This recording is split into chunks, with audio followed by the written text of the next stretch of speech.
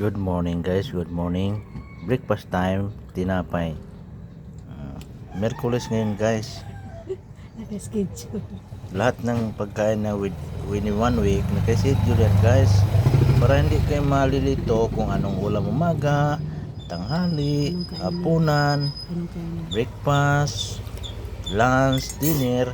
Ganito ang gagawin ninyo guys. Before kayo magawa ng schedule, usap kayo kung anong ulam. I-divide nyo sa isang linggo. Ganito. Oh. Naka-schedule yan guys.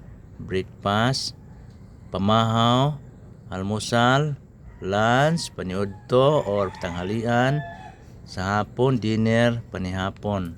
Ano siya. Monday, nakasulat niya oh. Nakasulat na guys oh, baloney. Breakfast. Sa Tuesday, egg, laga. Sa Wednesday, tinapay. Ngayon, tinapay ngayon. Thursday, isda, tambakol daw, breakfast. Sa Friday, lugaw lang or toyo. Saturday, ampalaya with egg.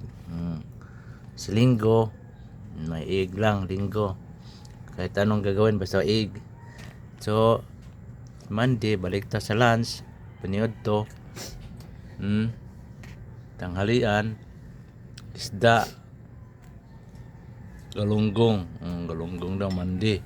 Sa Tuesday naman, lunch time, pusit, kahit anong luto dyan, gisado, adobo, pusit. Itong sa Wednesday naman, baboy, nilaga or nilagang baboy, paksi o anong luto dito, basta baboy. Tapos karning baboy. So Tuesday, lunchtime o paniudto panihapon, gulay. Kahit anong gulay na guys, basta gulay ang ulam nyo. So Friday, isda, tilapia. Ang may specific yun, anong klaseng isda, tilapia or dati galunggong sa Monday, balik Friday, isda naman, tilapia. Doon Saturday, pork chop. Parang baboy to guys, pork chop. Then balik linggo, pusit. Then dinner time, panihapon. Panihapon, barbecue baboy. Panihapon daw. Sunod, ito isda. Martes, Tuesday, hapunan, istang bangus. Kahit anong puluto mo diyan, bangus, paksiw or anong kanyan, or anong inihaw nga isda o sinugba, ano siya. Sa Wednesday naman, nakasulat tayo no, anong Wednesday, manok. Anong klaseng luto? Manok, fried, perito, or ano yan, inihaw, sinugba.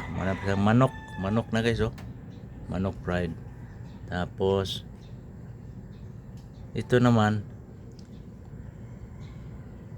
Thursday, Hans, pork and beans to guys, pork and beans to luto. Pork and beans Thursday. Then sa Friday, taugi with topo. Friday kasi topo, bawal karne. Saturday, balik ta manok tinola. Then sa linggo, bangus, paksiw. Okay, yun ang gagawin ninyo guys. May schedule para hindi kayo malito. Mag-iaway pa, daming anak, manang naka schedule kasi tutok na lang sa kuan. Lahat ng binibili nyo, tamang-tama lang pang lunch nyo. 2, 3, 5, 7 mga anak, 10, 12 ba. So naka-slice yun lahat, naka-divide yan lahat doon sa rep, no? Kami kay dalawa lang kami ngayon.